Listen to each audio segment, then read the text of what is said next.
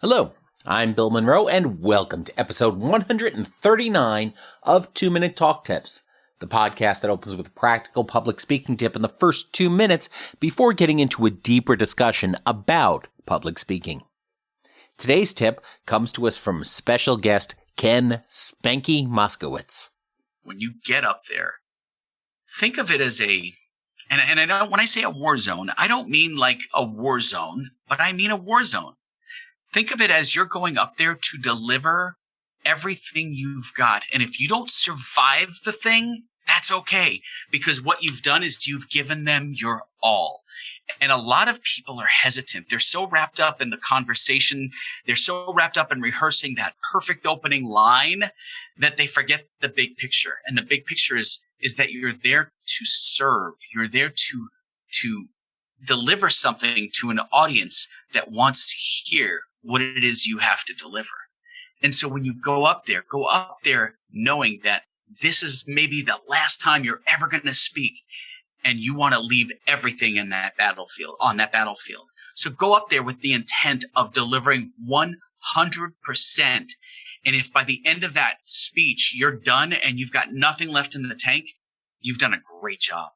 And if you've got a little bit left in the tank, you might be able to shake hands and talk to a bunch of people afterwards that loved what you did, and that'll fire you up for the next time. Stick around, and after the break, we'll hear more from Ken.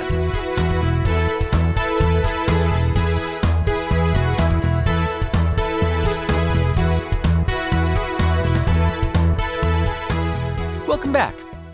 It's been a while since our last episode because, well, life happened.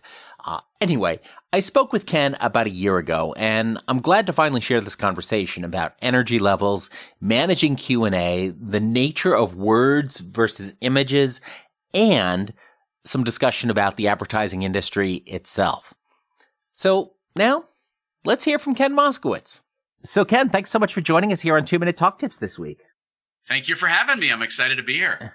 Let's talk about how it all got started. What's sort of your earliest memory of speaking to a group?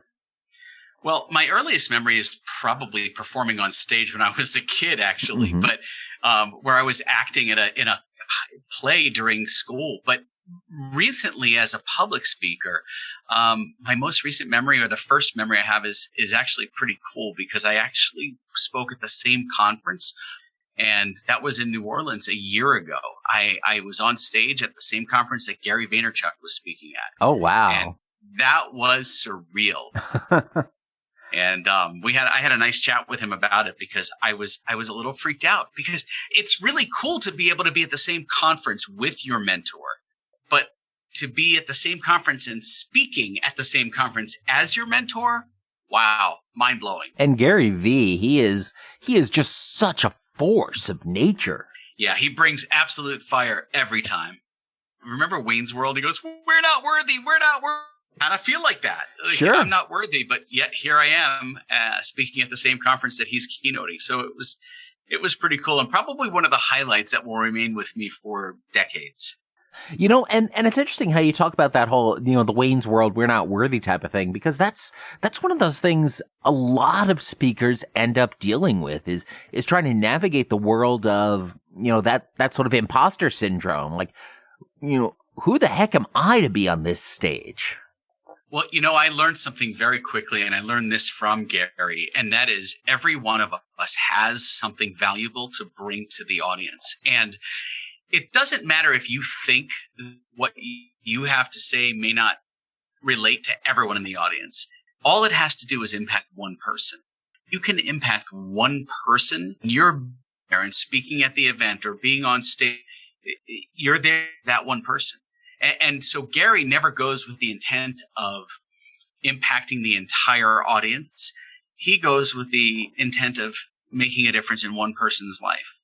And so I've taken that same approach, and it's really remarkable because after I started speaking at this, I realized that he was so right. He'd come up to me and go, "Wow, what you said was really profound. And oh my gosh, your story was so impactful. And I'm so glad I got to hear this, and you've motivated me and you fired me up." And I'm thinking to myself, wow, really? Because it's just my story. It's not that great.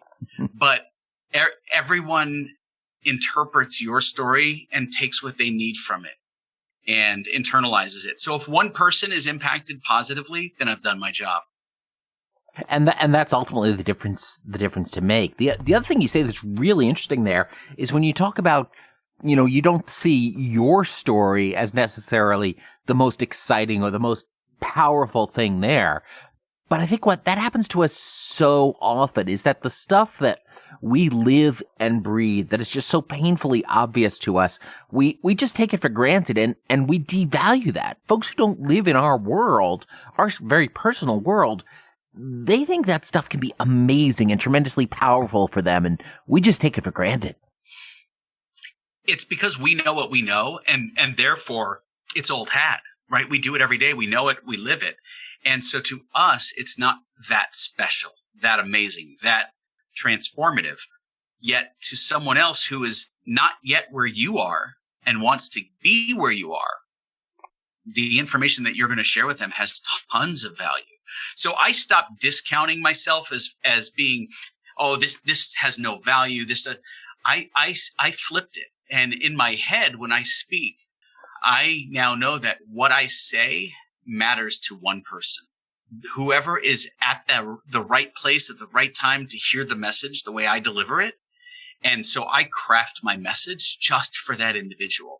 And so that's what I do whenever I speak is I don't take the stage with the intent of speaking to an audience. It's not like I get up there and I go, hello, people, I'm here to talk to you. No, it's very intimate. It's very personal. And so when I craft my presentation, I go one-to-one, not one-to-many. An audience is an abstract concept. A person in the audience is something that's more concrete and easy to latch onto. Yeah, it's absolutely easier if you make eye contact, too, with individuals in the audience as you speak. And I found the first time I spoke on stage, I did everything I could to avoid making eye contact with any individual because it felt so intimate, so personal. And that was a mistake. And so I quickly course corrected. And a month later, when I spoke at a conference in Los Angeles, I made sure I made eye contact. And boy, that felt so different, so much better because it was like I was having a one-to-one conversation with that person. And I was having it with lots of individual people. I was having that conversation intimately with each of them. And they were having their own experience of that conversation. So, as you're getting ready for all of these personal encounters you're about to have, what are you doing in that 5 minutes before you begin to talk? Oh my God, it's insane. Okay, so I will be honest. I learned this from Tony Robbins and from being in Tony's Business Mastery. And if you got to learn from somebody, learning from Gary Vee and learning from Tony Robbins, yes, it's pretty absolutely. good. Two powerhouses. And I'm excited that I learned this because it really helps me get in the right headspace. And so I have a playlist and it's called my in-state playlist. And that really gets my brain in the perfect zone. It brings my energy to its peak state. It brings my entire being to where I am coming to that stage ready to deliver fire as a gladiator, right? So when I take that stage, my posture is different. My energy is different. My being is different. When I walk into a room in that last 5 minutes, I am getting in that headspace. And so when I walk into a room, I am there to do one thing, and it's to make a difference and to impact the people who are there to see and hear me speak. So I bring every ounce of energy to the surface so that I can absolutely just deliver it for them. So I wonder if you could talk a little bit then about, in some respects, sounds like a contradiction. Because we talk about coming at this with this gladiator fire and this energy, coming out on the stage to then make this very personal, intimate connection with individuals in the audience. Could you talk a little bit about how those two concepts relate to one another? Yes, I can, and it's gonna be a little bit of a journey, and here's why: bringing your best, bringing your energy, bringing yourself in, and all of the energy that you have is important when you speak, because even if it's an intimate one-to-one conversation with a group of 400 or 4,000, you need to have your energy in a peak state so that when you take the stage, you're not taking the stage like this. Hi, thanks for coming out today. You're taking the stage like this. Thank you so much. I'm so excited to see you today, to be here. And then you can dive in, but you've brought your energy to such a level that your brain knows exactly where to take this. You are in the driver's seat rather than a passenger. And so you can then deliver the message you need to deliver with the intensity or the subtlety or the personality that you need to deliver it to. And you need to have that energy to be able to bring the message to where you need to bring it to. And so it's a really hard concept for people to grasp. For me, it's easy because I naturally get amped up into that state. My brain it's like on autopilot. It just kicks in. And then I know what to deliver. And I connect with individuals. So I can see by their reaction, by their eyes, by their emotions, by their body language, if the message is being received. And I don't really play or shift the message, but I know when I'm making contact with the audience and really having an impact.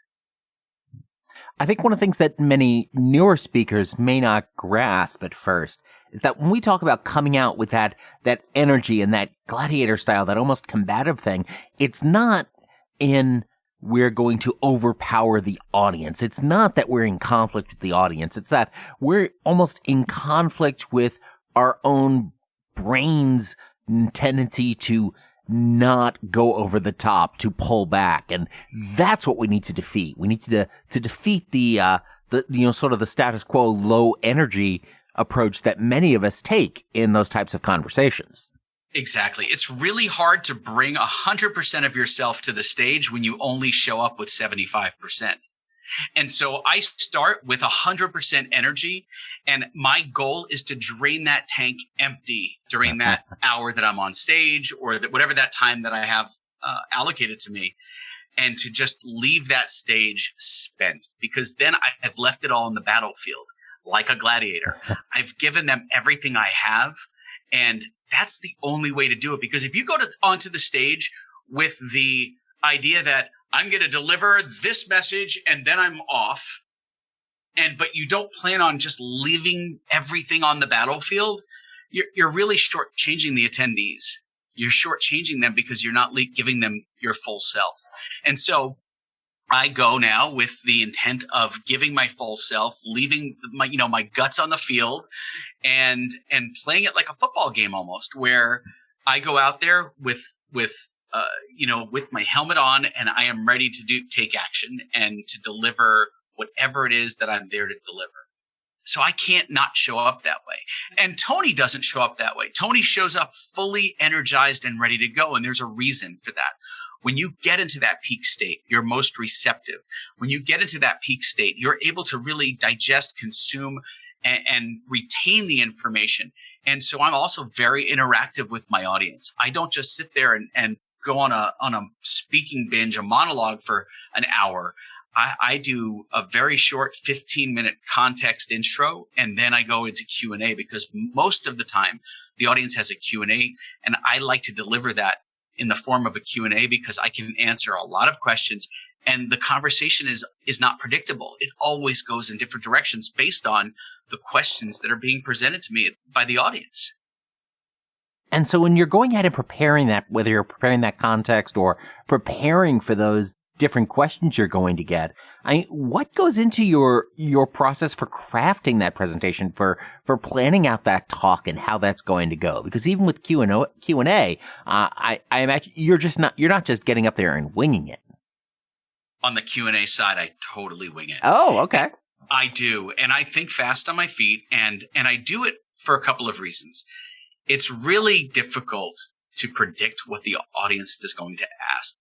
And so rather than go there with this predetermined list of questions that they may or may not ask me, I just simply know that whatever they ask me, I'm going to be able to answer. And because there's no question that they're going to ask me that's going to throw me.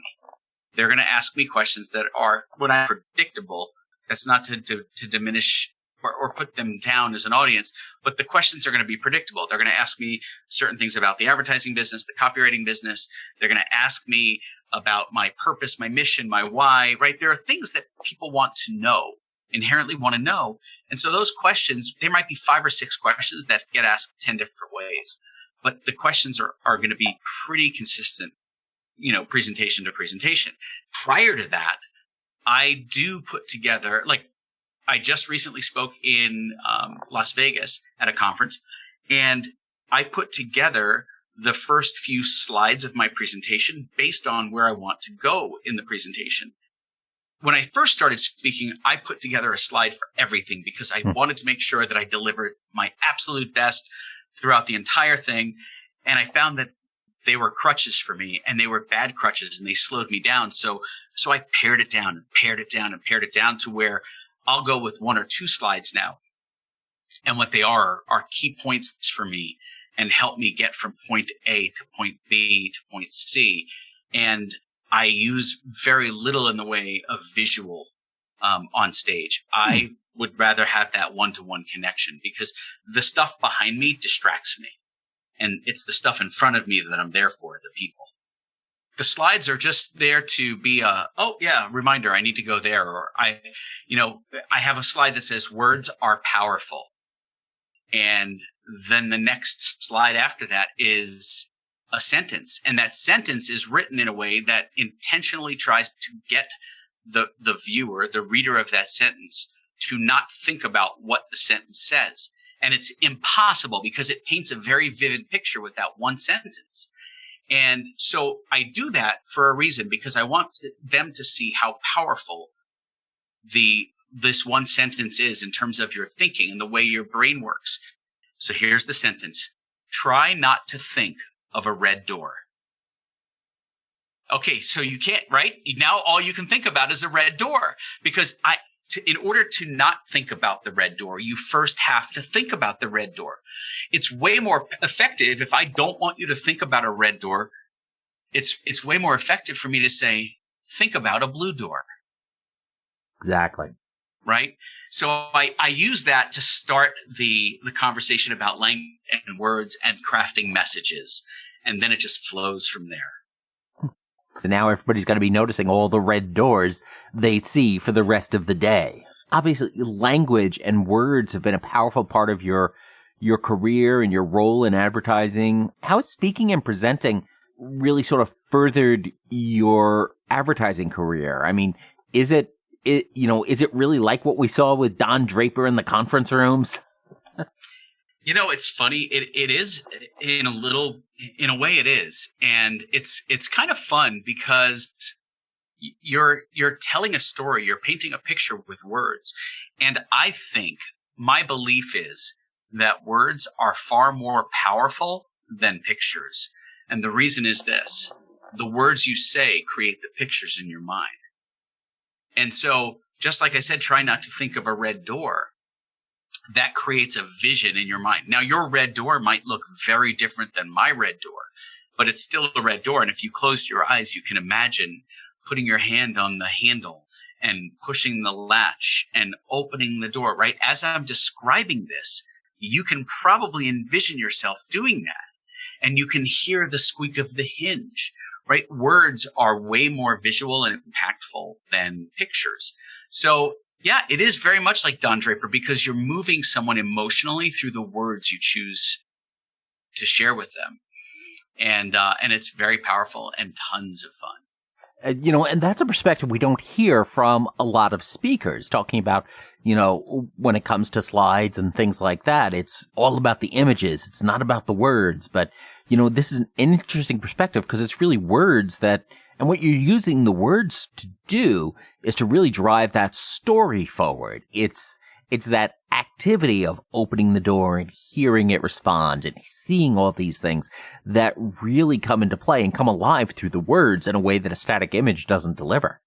Correct. And it's the syntax, right? The order of the words that makes a huge impact and has makes a huge difference in the way the words are interpreted by the reader. For example, if I said to you, the dog bit Tommy, you understand very clearly that the dog bit Tommy, right? But if I change the syntax, the order of the words, Tommy bit the dog, nothing has changed except the order of the words. The exact same words were used, but a different order was put to them. And that changes the dynamic of the entire story. And so words are very powerful. And those words, if you closed your eyes again, not if you're driving, but if you closed your eyes again and you thought about the dog biting, Tommy, what does Tommy look like to you? What does the dog look like to you? What kind of dog is it? Is it a short dog, a big dog, a mean dog, right? Everybody's got their visual of a dog. So you can say the dog bit Tommy and it looks different to every person that's experiencing it. And when you say Tommy bit the dog, well, that's again, a whole nother, again, the same words, different syntax, the whole different visual, because now you picture Tommy biting a dog. Well, is Tommy a big kid, a little kid, a baby? What is he? Right. So you start to really form and create pictures in your mind of what you're seeing based on the words you're reading.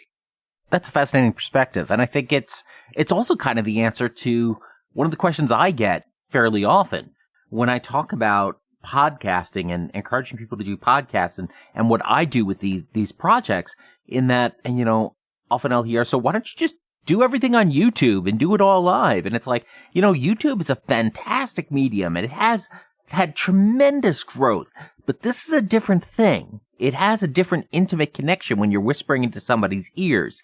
And, there's a reason people gravitate towards podcasts for certain things instead of gravitating towards YouTube or whatever they can see on their screen.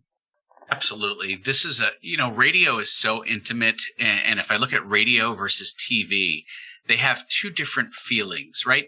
Back in the day, radio was the original place where stories were told and shared. Then TV came and disrupted radio, and TV was then, for a lot of today's generation, the original place, and radio wasn't even on their radar. In fact, for a lot of today's young people, radio doesn't even exist because they have iPods and they have podcasts and they have smartphones with, all of their technology drives their listening habits, their reading habits, their viewing habits. And there's a different relationship you have with video content than there is with audio content, than there is with written content. And so you always want to produce your content for the audience with the context of that audience in mind at all times. Absolutely. And that becomes then very important in how you want people to see your organization and the content you choose to release. And, there's a reason, a fashion company may drive their customers to check out their Snapchat, but, my bank is not going to be driving me to Snapchat, different medium for different stories that you want to tell for different audiences. Correct. And having your brand know which platform to use for which message and who your audience is in each of those platforms is critical. And branding is a very important term, and it's something that I know a lot of people deride. People say they don't have a personal brand. They're not a brand. They're a person. It's like, you know what? You have a brand whether you craft one or not. But so in your eyes, what exactly is a brand? A brand is every touch point, every piece of data that a consumer, the end customer, mimics back to you, says back to you about your business. So for example, and I'll use a brand. I'll use a couple of brands that are really well known here. Sure. If you had a cold and had to blow your nose, what would you use? I'm reaching for the Kleenex. Right, but you're reaching for a tissue. A Kleenex is a brand. It's a brand of a tissue that you blow your nose in. If you had a cut on your finger, what would you wrap around your finger to protect it? Of course, we're going for Band-Aids. Right. And a Band-Aid, again, is a brand. It's actually a bandage. See, the brand is you can create a vision, a mark in the customer's brain so that they always know who the go-to is, right? You create a touch point. Every touch point is going to be so consistent that they start to just instantly recognize your brand as the product and confuse the product with the brand. And so it's the touch points that consumers always say, speak, articulate about your business. by the content that you put out there.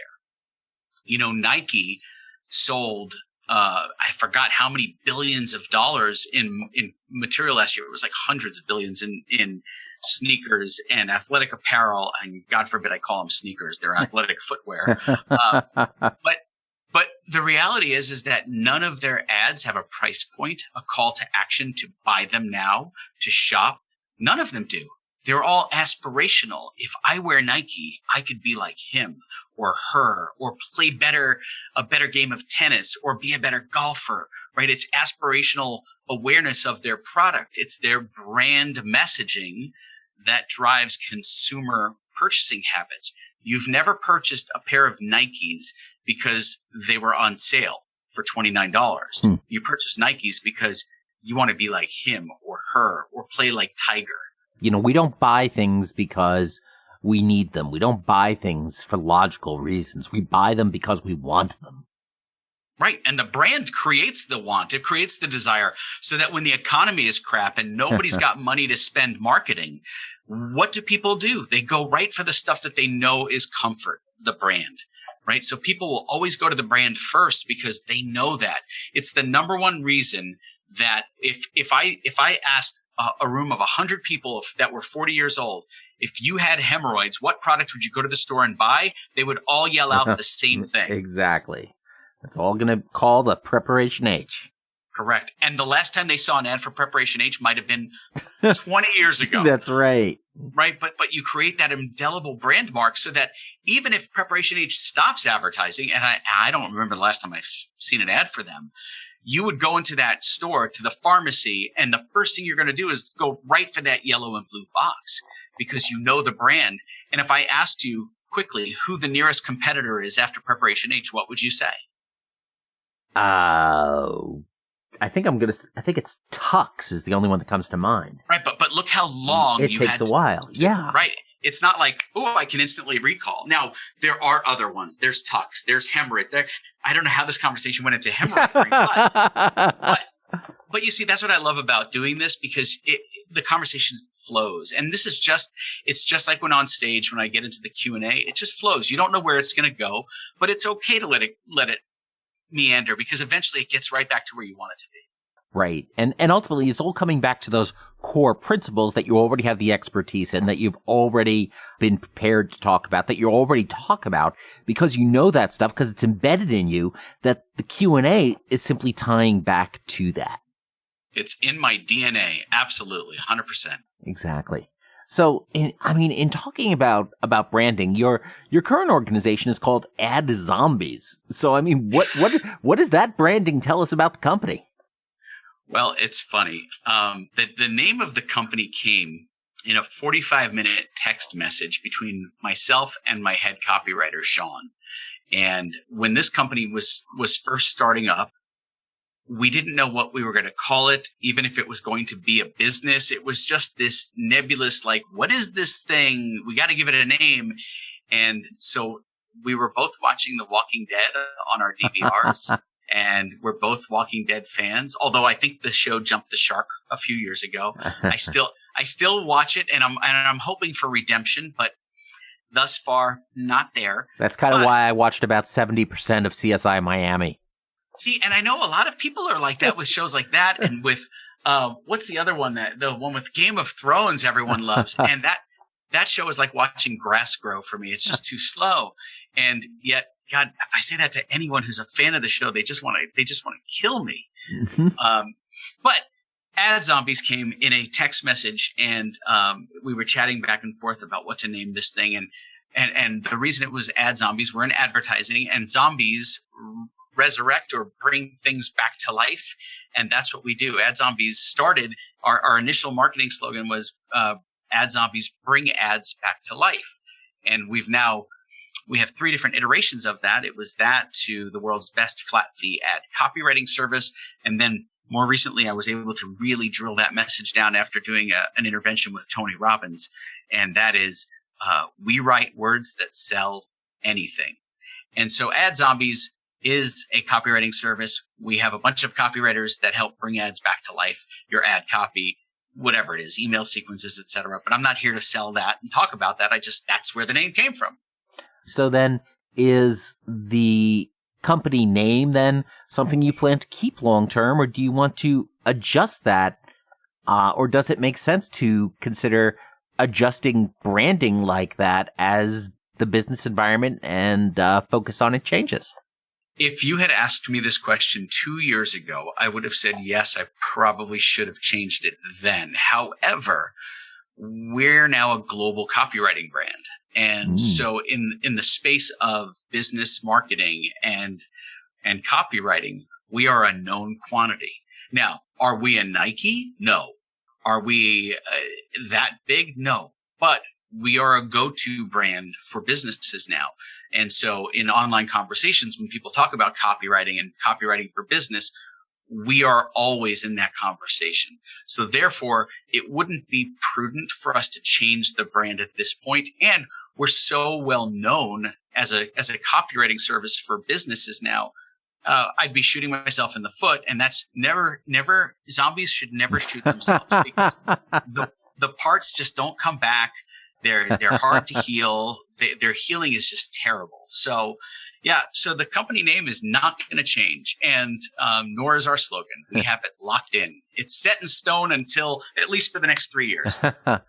Awesome. And, that's the other interesting thing too, is that in addition to, I'm sure it was one of those probably URLs that was easier to grab. But at the same time, if you had a more traditional name, we wouldn't have spent the last 3 or 4 minutes talking about the company. No, that's true. And, if you see the artwork in my office, I mean, I have, if I turned around right now while we're having this conversation, behind me are 3-dimensional zombies. One of them's coming out of the wall. One of them is standing up, wearing one of our shirts with some emoji necklace around his neck. We embrace the zombie culture here. And so I love it. It's a fun brand. It's a fun company. We have, our audience understands our humor. We use humor in our advertising and sarcasm all the time. So the brand has a voice, has a feel, and has a culture to our clients, to our consumers. Fantastic. So, I mean, what you've also been doing is building on getting to meet your idol, Gary Vee. Your book is actually takes inspiration from his name. Jab Till It Hurts, How Following Gary Vaynerchuk's Advice Helped Me Build a 7-Figure Brand. So, I mean, what is the book about then? Is it like a history of ad zombies or? Sure. It is a little bit of the history. And let me just say this, because I don't think I've ever said this in any interview. And I really want to articulate this clearly. My business wouldn't be where it is today if it wasn't for dinner with Gary Vaynerchuk in New York City. I owe so much to that man for the advice he freely gives.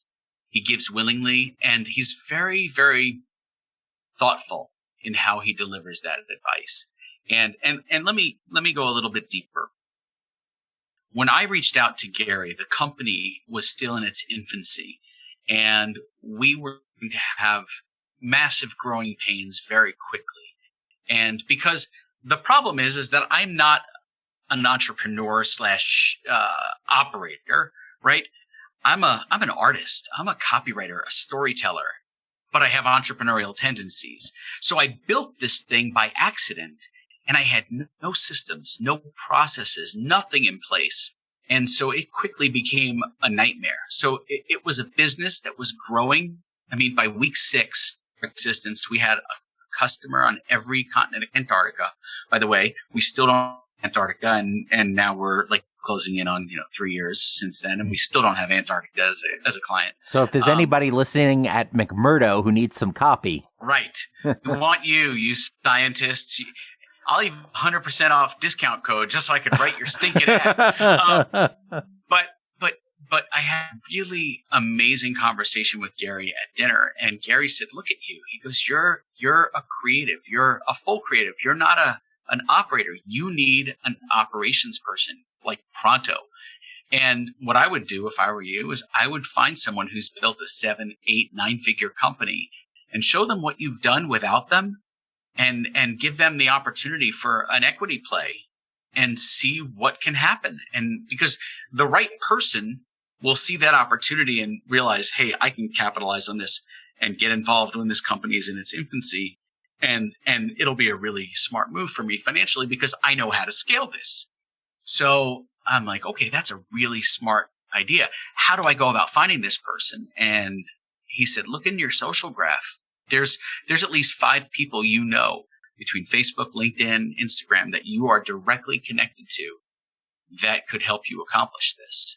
And so I quickly set about the task of finding that person. My dinner with Gary was on a Thursday night. By Tuesday the following week, I had lunch with my top pick and the deal was done. And from that point on, business has been just going uphill at an exponential pace. So if it wasn't for Gary and that conversation at dinner, business would not be where it is. Well, that's fantastic. I think a lot of times we don't appreciate the importance of running clean and efficient operations as that side of a business. It's not necessarily, if your operations is in place, it's not sexy. It's not exciting. And if it's not exciting, if your ops is not exciting, that's a good thing. Right. Yeah. You don't want your ops to be exciting. You want it to be kind of just, it's like right down the midline. Everything's good. Things are flowing. Everything's great. What is it? Everything is awesome. Right? When you're part of a team. Yeah. That's right. And so back to your question about what the book is about. The book is really about, first of all, it pays respect to Gary for every bit of advice he's given me and continues to give me to this day. But it really documents the journey of how I built this company by accident, because it was an accident. This company was not built with intention behind it. It was built because someone asked a question in a Facebook group about how to fix some broken ad copy, and I was there to answer it. And that's what started the snowball of Ad Zombies becoming a business. Fascinating. It's amazing how so many of these things we stumble onto our big successes often by accident, and we just have to be aware of when that starts to happen and to be able to take advantage of those opportunities. So what they say, luck is when preparation meets opportunity. Absolutely it is. And I was lucky and prepared. Right. So you've self-published this book too. So how did you go about doing that and even coming to that decision? Well, the self-publishing decision was easy. Nobody was going to pay me a fee to write a book about my story of how I did this, right? So I'm going to self-publish this because there's no way that a mainstream publisher is going to want to talk to me. So I sent Gary an email and I said, hey, Gary, can you give me Stephanie's contact information? Stephanie is the ghostwriter that's worked on his books, and because I want to work with her. And so she and I connected. Her fee was way more than I was comfortable spending at that point. And I said, well, Stephanie, you're really good, but do you have someone who's not quite as good? Read, not quite as expensive. Right. And which was fine. It worked out great. But Gary gave me that initial contact. And then I found the perfect writer for the book. Laura was an absolute brilliant ghostwriter. She was able to work with me the way I work, which is really dysfunctional. And it turned out to be great. So, why I wrote the book was really twofold. Number one, I wanted to share with others who were at that 40 to 50 year mark in life who felt stuck in a job they hated, because everyone can relate to that at some point, especially if you work for someone. You might be thinking, I got to get out of here. And so I wrote the book specifically for them, with them in mind, and because I was one of them. Mm-hmm. And the other reason I wrote the book is because I was peer pressured into it. Many friends wanted me to share the story because they felt there was something there that needed to be shared. And if I didn't share it, I had like all sorts of threats. Like, I will out you as a, or I will tell people that you're this. Like, I was getting all sorts of weird threats from friends. Sure. And all they were doing was everything they could do to egg me on to write this stinking book. Sure. So I did it, and I did choose to self-publish it because self-publishing is not that difficult these days. I mean, even I could do it, and I didn't even have to bother my ops guy that much. The other thing I think is really interesting in that story is that, I think especially folks who don't look at the different genres and types as closely, you're a writer, and you went ahead and engaged a ghostwriter for the book instead of being the sole writer. I can explain why. If I was a heart surgeon, when I want to do a root canal on myself, I'm a specialist. My writing is, I'm an ad copy specialist. I know how to write ads. I know how to get an emotional response from a human being reading an ad, watching an ad, listening to an ad. That's my specialty. Writing a book is very different than writing an ad. And so why would I try to do something that I'm not good at, that I've never done, when there are people that specialize in that, right? You don't go to the dentist if you have a heart problem. You don't write a book if you're an ad writer. You hire a pro. And I think that's really important because I think a lot of folks just think that writing is writing and that it's not different. And yeah, it is different in scope and in scale and in the type of, the pacing and the type of thing you need to accomplish with it. It's, the writing is a tool for telling a story, and different people are going to be better capable with different tools.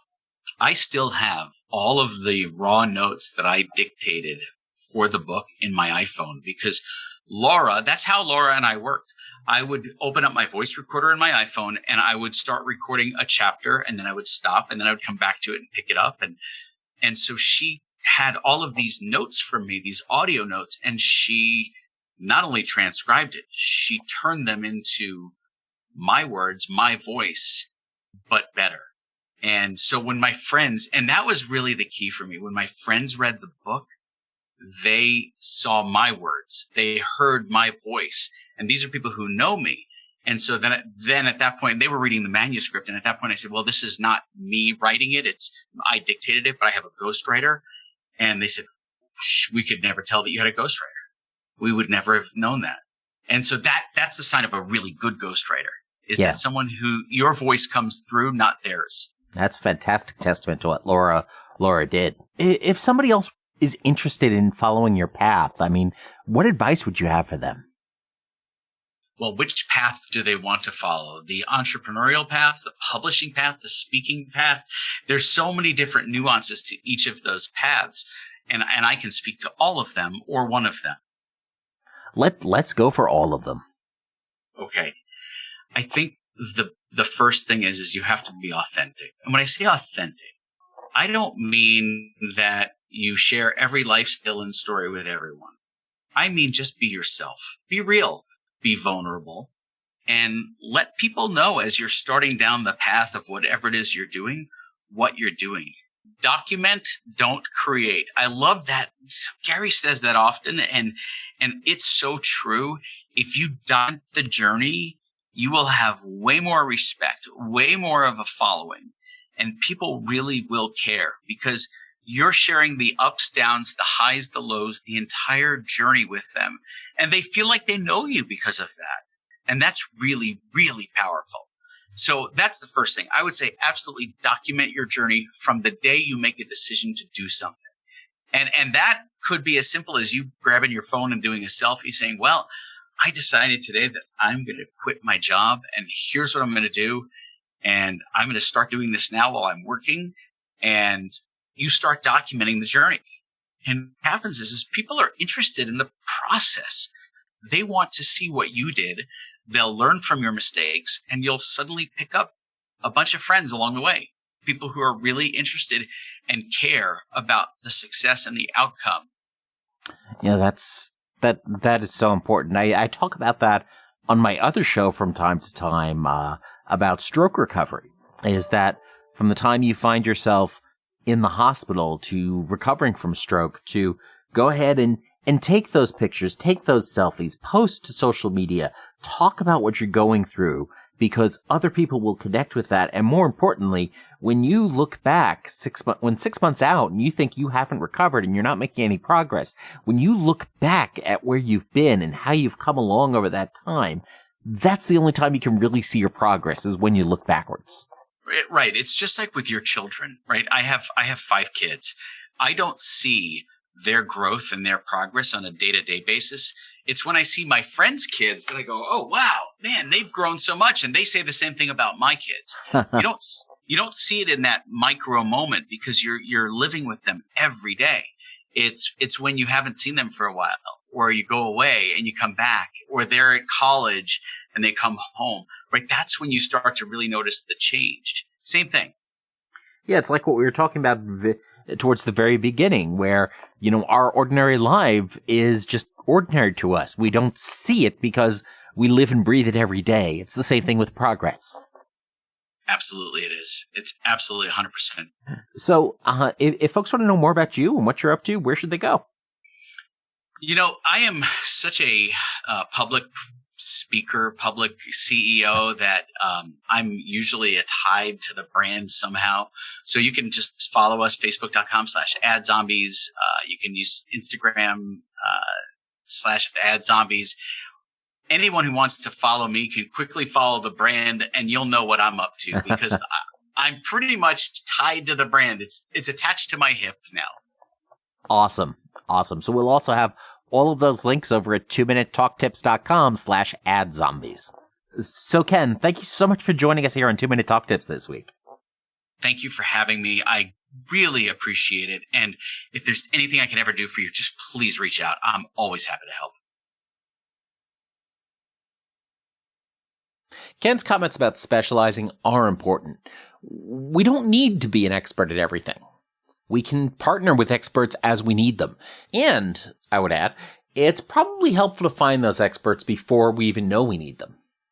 You see, as a general rule, you want to be out there building your network, not by going to smarmy networking events or, the whole routine of trading cards and doing lunch or whatever it is. You want to build your network by just talking with folks who do different things than you do. And you just want to keep those relationships. You see, that expertise might not be something you need today. And really, that expertise might not be something that even exists today. But it might in the future.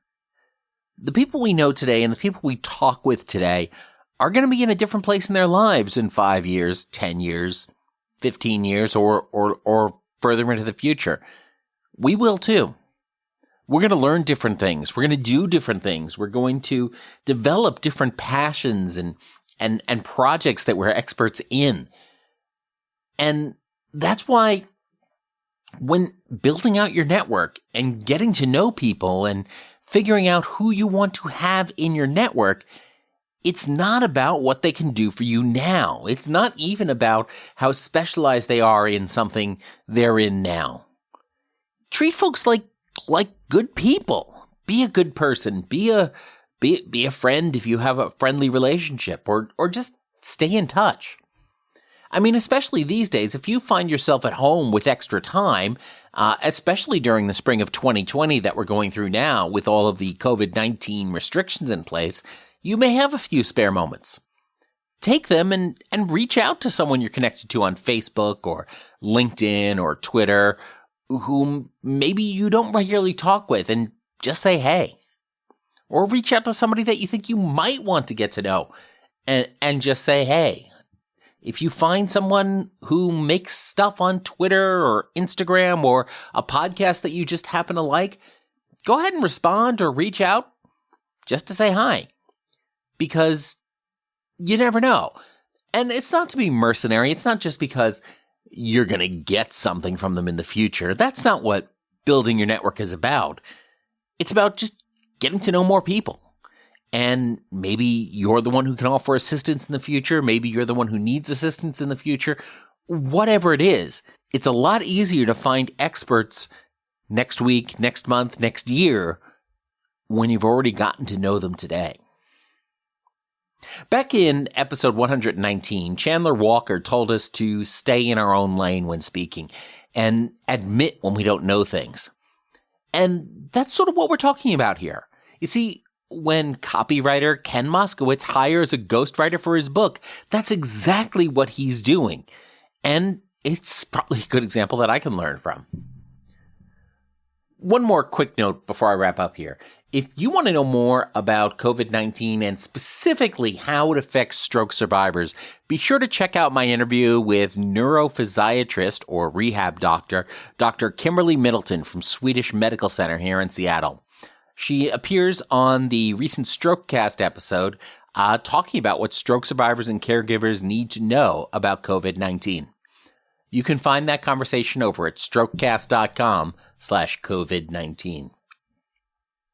To learn more about Ken, be sure to check out Ad Zombies, everywhere in the social medias, including the links over at 2minutetalktips.com/AdZombies. Check out Ken's book from your favorite online bookstore, library, or go ahead and just read the chapters that are published on the Ad Zombies blog. Be sure to subscribe to 2 Minute Talk Tips in your favorite podcast app so you never miss an episode.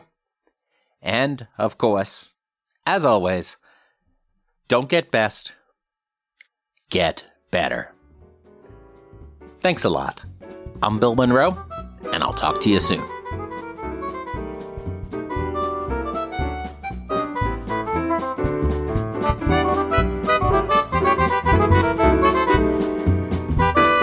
Two-Minute Talk Tips is a proud production of the Currently Speaking Podcast Network.